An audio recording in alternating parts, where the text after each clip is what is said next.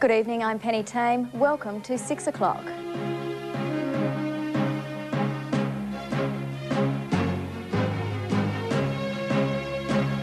Tonight, the Waratah Wynyard Council talks up the development of a $15 million resort. Clements Marshall devastated by multi-million-dollar loss, and claims extra money went to the now defunct Our Place board. A $15 million resort development has been earmarked for Tasmania's northwest coast. Fossil Bluff, near Wynyard, is being targeted as the preferred location for the new luxury complex. A former Tasmanian resident's dream to build a resort at Fossil Bluff is now one step closer to becoming a reality. 10 hectares of land has been approved for the project, but there's still a long way to go before the proposal is given the green light. It's Mr P's intention to use all local product, and not only in the development but also in the management and the running of the facility once it's up. The contemporary style complex will be built out of local timbers and stone and will boast an array of attractions from a pony club to an animal farm. The resort will also feature 58 units, a conference area, lounge, dining rooms and kitchen. Other facilities include a swimming pool and sauna. The average individual is going to be encouraged to go there. A large slice of the resort's clientele will be those travelling to the northwest coast on business, although it's also hoping to tap into Melbourne and Sydney's conference market. For 6 o'clock, I'm Sarah Mitev. One of the state's oldest agricultural companies, Clements Marshall, is forecasting a loss close to $3 million for the past financial year. The surprising news throws a shadow over the future of the state's multi-million-dollar onion exporting industry. Now almost fully owned by Webster Limited, with the former livestock company now holding 96% of Clements Marshall's, its onion operation, Field Fresh Tasmania, has come up against some big hurdles in European markets and taken a big tumble, a loss of $2.8 million. The prices being achieved are much lower than expectation, and they're at a historical low. Trade liberalisation in the European Union is proving an ongoing threat. Already, Tasmania's onion exports have lost 13,000 tonnes of exports this year. Freed up trade across borders, and they're encouraging production in areas that didn't produce previously. For the state's 160 onion growers, the future already looks gloomy, with talk of new contracts being $5 per tonne lower than this year, and now their biggest onion buyer is in the red. I guess this is one of the worst downers we've had. The company's loss sends a warning signal to growers. Some will view onions with more caution than they have in the past. Clements Marshall says its recovery will be based on meeting new market trends. We're reworking our position now with our major customers, and we would set up a position into the future where we agree on principles of supply. For 6 o'clock, I'm Margaret Decker. The state opposition claims the board of Devonport's now defunct disability service provider Our Place was overpaid by more than $370,000. Liberal member for Braddon, Tony Rundle, is also demanding the government release an independent auditor's report into the organisation's financial demise. It's about time Premier Bacon made a clean sweep, got rid of Mrs Jackson and relieved Mrs Bladell of her acting role in this schmozzle and put some competent minister in charge. Our Place workers are still owed $500,000 in entitlements. A new era for retail shopping in Launceston today with the opening of a $7 million complex at Mowbray. It features a state-of-the-art Rolf Voss supermarket, attracting a large crowd on its opening day. Staff at the new news agency were still preparing their store this morning, even as curious shoppers were busy checking out the latest addition to the northern suburbs. The supermarket features the latest in checkout technology and includes 5,000 more grocery items and similar-sized stores. Rolf Voss says the decision to build was based on careful research. Demographically, it's a good area. There's a lot of people living in the area. There was certainly some land available here with the old racecourse land. Covering about 6 hectares, the development also includes a Rolf Voss Petrol Plus and several smaller specialty stores. And with more than 200 retail workers employed at the centre, it's a morale boost for the local area. Should be very good. It's in the northern suburbs and Mowbray sort of needs a bit of a spark in it and something bright to come to. The centre is expected to attract a large proportion of the local retail market, and shoppers say it's a much-needed development in the area. We really need it, yeah. We really need a bit of competition. A lot closer than we normally go. Don't have to travel all the way to Kings Meadows no more. Oh, I think it's wonderful. Yes, beautiful. All nice and new and very fresh. For 6 o'clock, I'm Travis Parry. Meantime, Rolf Voss has thrown down the gauntlet to rival petrol companies with today's opening of 2 new Petrol Plus outlets. The move is expected to start a mini price war, with the retail giant undercutting competitors by up to 6 cents. Today, the price for unleaded petrol was 93.5 cents a litre, but for customers spending $150 on groceries, the price drops to 87.5. Well, the Federal Treasurer says today was to be the first real test of his government's GST, and on the streets of northern Tasmania, customers and traders alike were settling into the sweeping tax reform. The overwhelming response, the transition's been surprisingly painless. That's $64.95 with GST. Thanks very much. Like it or not, the 3-letter word is here to stay, and northern Tasmania's shoppers are getting used to it. Is it as bad as you thought it would be? No. You've just got to make your adjustments and deal with it. But while shoppers may be prepared, some traders still aren't. We cannot physically do all of our retagging within less than a 2 or 3 week period. The store compromising with signs to alleviate confusion. 3 days into the GST, and northern Tasmania's traders have been reporting a lull after the big rush of late last week. Everyone spent right up till Friday, and then come Saturday they all just disappeared, and we won't know till probably midweek. Electrical retailers, on the other hand, have enjoyed after GST mayhem. Mainly brown goods, televisions and videos. There were certainly consumers out there knowing what they wanted, and they were in on Saturday morning bright and early. Car dealers, however, are still waiting for the anticipated rush, the GST driving their prices down by an average of 6%. It's been difficult in the last 2 or 3 months as people have waited. Obviously our cash flows have been slower, and certainly I think that'll reflect in the next 2 or 3 months. All traders looking for a boost when income tax breaks begin flowing through this week. For 6 o'clock, I'm Lisa Honeywell. Convicted abalone poacher David Campbell Strawn has lodged an appeal in the Supreme Court against his 2-year prison sentence for abalone poaching. Strawn, 48 of Victoria, remains in custody over a variety of charges, including breaching a control order designed to keep him out of Tasmanian waters. The Crown has also appealed a decision to base Strawn's penalties on the weight of fish taken instead of the number of fish. Both matters have been adjourned to a later date. Launceston detectives are investigating an overnight jewellery heist from a store in the Quadrant Mall. A value isn't being revealed for the stolen goods, which included expensive rings and bracelets. Police were alerted to the theft by a security alarm just before 3 this morning. Proprietor Neil Watson arrived shortly after to find the front window smashed and a hole cut in the security grille. Bolt cutters to cut through the security grille and a sledgehammer on the window. While police say they're pursuing a lead, they would like to hear from anyone who was in the area of the Quadrant Mall in the early hours of this morning. There's also a warning that the offenders may try and sell the jewellery, mainly rings and bracelets similar to these. Probably the usual second-hand shops and down the local pub or something.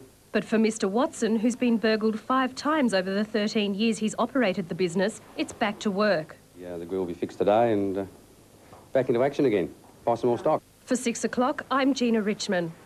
You're watching 6 o'clock. When we return, developing survival strategies for Rosebery Hospital and the changeover to a new mobile phone network.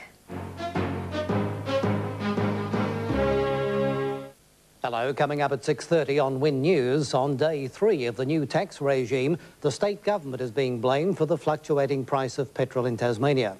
A proposal for a whale sanctuary in the southern Pacific is unlikely to succeed after being fought by Japan at an international whaling conference in Adelaide. And there have been wild scenes in Paris as France celebrates its victory over Italy in soccer's Euro 2000. Join me at 6:30 right after 6 o'clock. Now, back to Penny. Thank you, Tom. The future of the Rosebery Hospital is once again under the public spotlight. Representatives from the hospital's board and health department attended a meeting in Burnie today to review the facility's services and financial situation. What we're doing here is trying to make sure that the review that we undertake will look at that predominantly to make sure that there is sufficient funds and that we can operate within our income levels. An independent consultant who will undertake a review of the hospital services is expected to be named in the next few days. It was out with the old and in with the new at the weekend when Tasmania lost its analogue mobile phone coverage. The much talked about replacement CDMA network is being put to the test in the north, with only a small number of areas reporting inferior reception. D-Day came midnight Friday. Telstra's analogue phone coverage axed in Tasmania. A late rush on phone dealers ensured most users avoided dead air. Last week and the previous week, we sold a lot of CDMA and GSM phones, and by and large, people are happy with them. That's a very different story from other parts of Australia where poor CDMA reception has sparked widespread outcry, particularly in isolated rural areas. Here, the Farmers and Graziers Association has been keeping a close eye on the changeover and is pleased there are only minor reception problems. Just quirks of terrain have meant that some people that received analogue may have problem with CDMA. The Farmers and Graziers pushing for an overall review of the state's mobile phone reception. What we really are looking forward to is extended towers so that those areas can be picked up. Central Highlands of Tasmania is one very good example. The TFGA will meet with the review committee in a fortnight to discuss boosted infrastructure. For 6 o'clock, I'm Lisa Honeywell. A century of proud tradition is on show this week at St Luke's Private Hospital in Launceston. Former staff and patients have gathered to remember the past as the hospital celebrates 100 years. Katia Neep is only a few days old. Born at St Luke's Private Hospital, Katia and her mother Latina continue a century-old tradition of care at the facility, formerly known as the Homeopathic Hospital. They look after you really well and make sure that you're happy and that everything's going all right, and meals are wonderful here, which is nice. Yesterday marked the hospital's 100th birthday. Staff and patients, both past and present, returning to reminisce of days gone by. Maisie Scott recalls a time 48 years ago when she was hospitalised for gallstones and later developed scarlet fever. And I was isolated into a room on my own and all my skin peeled off. It was terrible. My ears had the skin hanging off them and I looked terrible. I didn't like to even look at myself. What began as a small 10-bed facility has now grown into the state's second largest private hospital. Initially, it specialised in natural remedies, but soon developed into a respected acute medical facility, regularly performing major surgical procedures. It now boasts a 200-strong workforce. I think that the staff are absolutely wonderful. They're great to work with. I really appreciate the help that they give me. The original hospital was built at St John Street, but moved to the current site in Littleton Street in 1918. The buildings have been renovated throughout the century, resulting in today's facility. We've always looked to see what is needed in the community before we've actually gone ahead and put our money behind that need. Memorabilia from the past 100 years is on show, including the original book documenting the hospital board's first meeting. For 6 o'clock, I'm Travis Parry. Launceston musician David Peters has been elected president of the National Band Council of Australia. It's a shot in the arm for Tasmania's band movement, which attracted the Australian Championships to Launceston earlier this year. Although small in size compared to the larger states, we have a very strong banding movement here and the quality is quite high. So I think it's an acknowledgement that we are a real part of it. Mr Peters is also Tasmania's Director of Racing. Tasmania's Indigenous community is uniting this week to celebrate the survival of Aboriginal culture. NAIDOC Week, beginning today, aims to build pride within the Aboriginal community. The raising of the Aboriginal flag marked the start of NAIDOC Week. It's a time of pride for Indigenous people, an annual celebration that began in Tasmania 28 years ago. We've always participated very strongly because it's a time where we come together as a community to celebrate not only the survival of ourselves, but of our cultural practices. Marking the occasion, the opening of a community art exhibition in Launceston. However, the week's highlight is a performance of traditional dances. Basically the first traditional dance done by Tasmanian Aboriginals as a group that I know of, and also it's our youth, so it'll play a very big part in NAIDOC Week. But celebrations don't end this week. But I think the 23rd of this month there's going to be a significant event occurring, and that's the walk across the Tasman Bridge in Hobart. And we hope that everyone can join in on that walk. For 6 o'clock, I'm Melissa Rainier. Joining us now with sport is Gary Magnussen. Good evening, Penny, and good evening to you. Tonight, the Cavaliers fight for the finals, and we meet Tasmania's new racing steward, all the way from South Africa.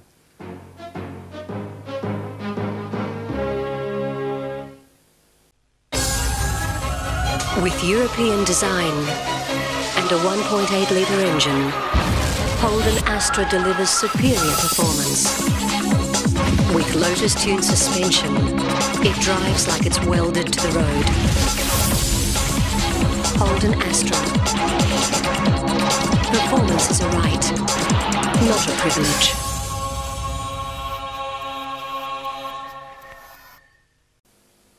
Good evening. Tonight in World Sport, France has added a European Soccer Championship to its World Cup title after defeating Italy in the... But first, in local sports news, the Northern Bombers continue to dominate the statewide league. They're 2 games clear after round 12 over the weekend. However, the big news is Glenorchy, the reigning premiers, have been knocked out of finals contention. There's no love lost between Glenorchy and Clarence, but it was the Roos who emerged the victors after this scrap, flogging their arch-rivals by 102 points. Yeah, it was a tough match and it was just the way it went. We just weren't good enough on the day.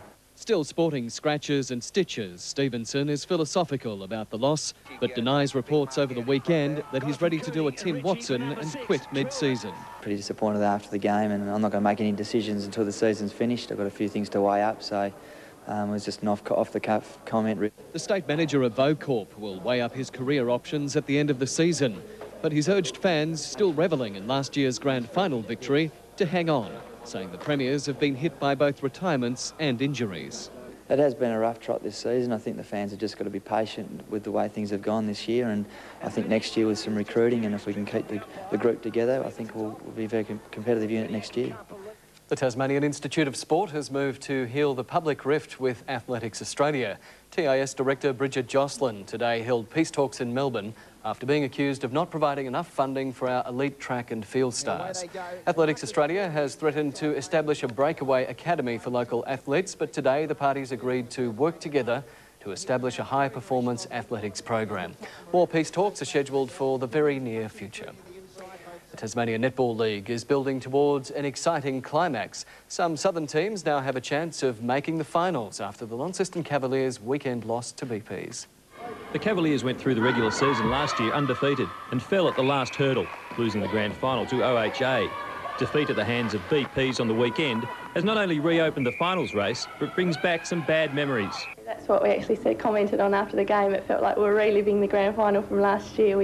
Nothing came together on the night. For a team with possibly the best shooters in the competition, the prospect of missing the Final Four will ensure a determined approach to the remaining games. Our coach sort of spoke to us and said that basically if we don't sort of pick up, we're not going to make the finals this year, and that's what we really want. While Excel remain undefeated and the Southern Lights Academy registered their first win of the season, the real ladder action will continue to focus on 4th position in the coming weeks. For 6 o'clock, I'm Rob Cross. Hobart Hurricanes basketballer Rachel Atkins is at home recovering after a heavy collision during Saturday's game in Launceston. She was forced to spend a night in hospital under observation, but has been cleared of spinal damage or broken bones. Atkins will miss the remaining 2 games of the season. The sport of lacrosse is being showcased in Tasmania this week. Hobart is hosting the National Women's Championships, which will be followed by a Tri-Nation Test Series. It's not a sport for the faint-hearted. In fact, lacrosse was developed as a war game. It originates with the Canadian Indians, and then with the French invasion it got its name lacrosse, the stick. Tasmania has a do-or-die match against New South Wales this Wednesday if they're any chance of making the national finals. But the state is relishing the selection of Alicia Moody in the Australian Test team.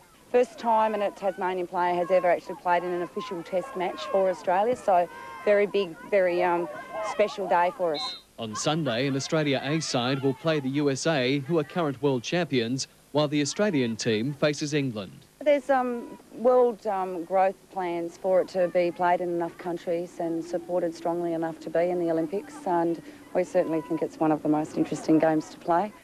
Changes to the format of Racing Tasmania's Stewards panel are now complete, with the Thoroughbred Code welcoming a new chairman of stewards. South African Johan Petzer commenced his 5-year contract today. With 10 years' experience as a thoroughbred steward in South Africa, Mr Petzer brings extensive knowledge and ideals to a position at the forefront of racing's integrity.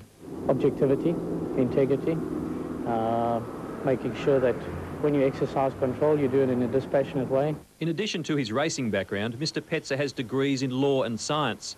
His legal training ideally complementing his role as chairman of stewards. Basic understanding of the legal principles, natural justice, which is a very important part in stewarding, especially when it comes to inquiry level. He has been closely following racing trends in Australia via the internet and would not be drawn on last year's controversial Trenbolone inquiry. That's water under the bridge.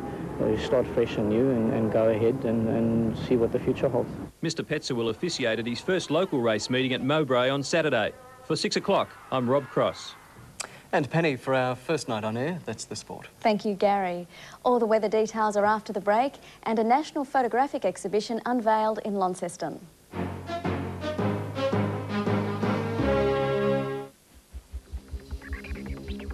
At Holden, we believe there's no point in building a quality car if it's out of people's reach. Holden Astra delivers the power, precision and performance of Europe's leading compact cars at a price you can afford. Holden Astra. Quality is a right, not a privilege.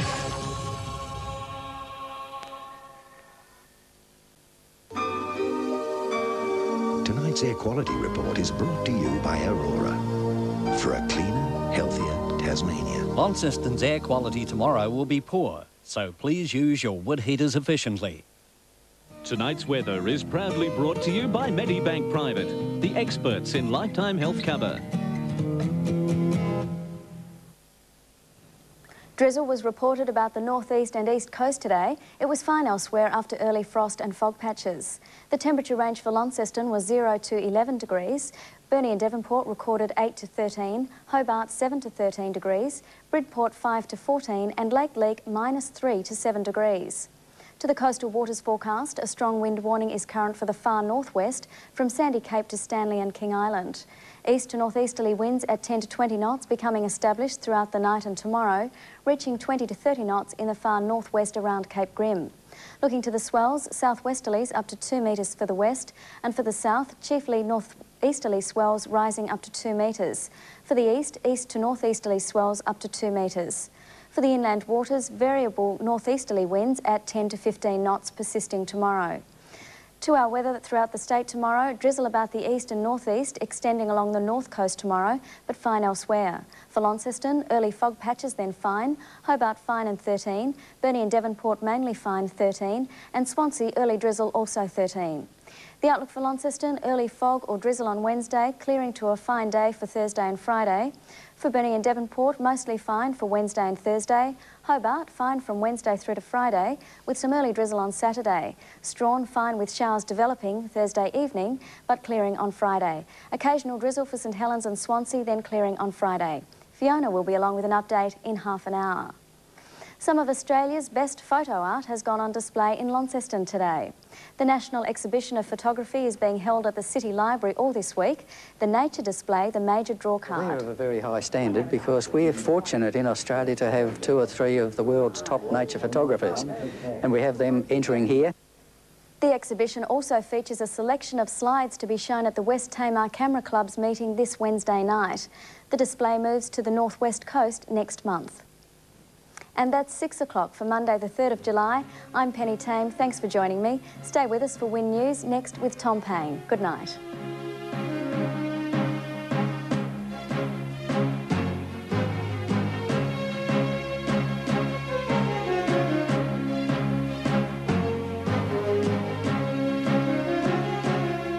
This has been a Win News presentation from Australia's largest regional television network.